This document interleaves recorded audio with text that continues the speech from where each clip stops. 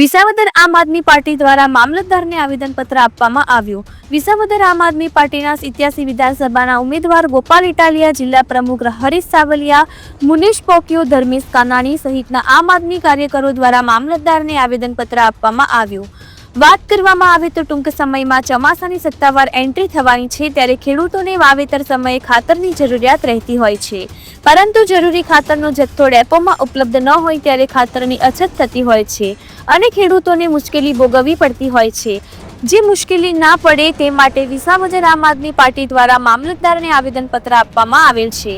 ત્યારે વિસાવદરના તમામ ખાતરના ડેપોમાં ખાતરનો જરૂરી પુરવઠો ઉપલબ્ધ રાખવો અને ખાતરની સાથે નેનો ખાતરની બોટલ જબરજસ્તીથી આપવામાં ન આવે તેની તકેદારી રાખવાની માંગ કરવામાં આવેલ હતી।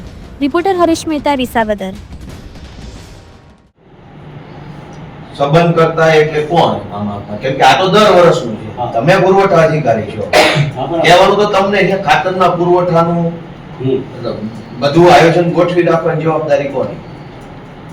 સંબંધ કરતા માણસ તો એને તો ખેડૂતોનું કઈ દેખાતું નથી।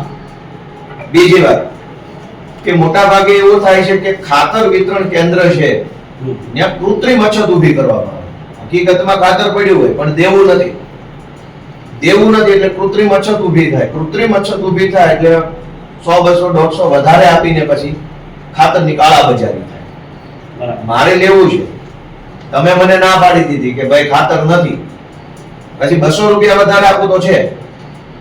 આનું નિયમન કોણ કે ભાઈ કેટલા પુરવઠાની જરૂર પડશે, તે પૈકી કેટલો પુરવઠો આપણા તાલુકામાં ઉપલબ્ધ છે, એનું આગોતરું આયોજન કોણ કરશે?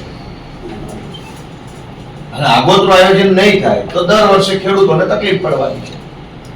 એટલે આજની અમારી રજૂઆત એ છે કે અત્યારે આગોતરું વાવેતર, જેને આપણે ઓરવીન વાવેતર કે ઓરવણી ચાલુ થઈ છે, એમાંય ખાતર મળવાની મુશ્કેલી ચાલુ થઈ છે।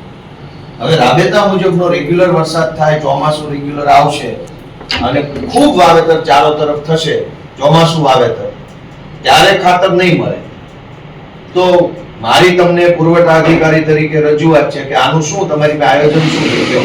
હું તો તમને પછી બધી વિગત આપીશ, અત્યારે તમે કયો આનું શું આયોજન? વિસાવદર તાલુકાના પુરવઠા અધિકારી અને મામલતદાર સમક્ષ રજૂઆત કરી છે અમે ખાતરની અછત બાબતે।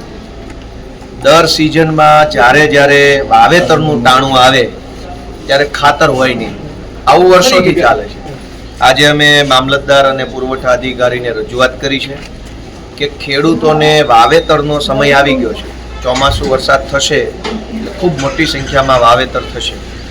આ વાવેતર સમયે મોટી સંખ્યામાં ખાતરની જરૂર પડશે। આ ખાતરના જથ્થો જેટલો જરૂર પડે એટલા જથ્થાનો આ વિસ્તારમાં સ્ટોક થઈ જાય, કાળાબજારી ન થાય, કૃત્રિમ અછત ન થાય અને ખેડૂતોને જોઈએ એટલું ખાતર મળી રહે તે માટે જરૂરી આદેશ કરવાની વિનંતી આજે મામલતદારને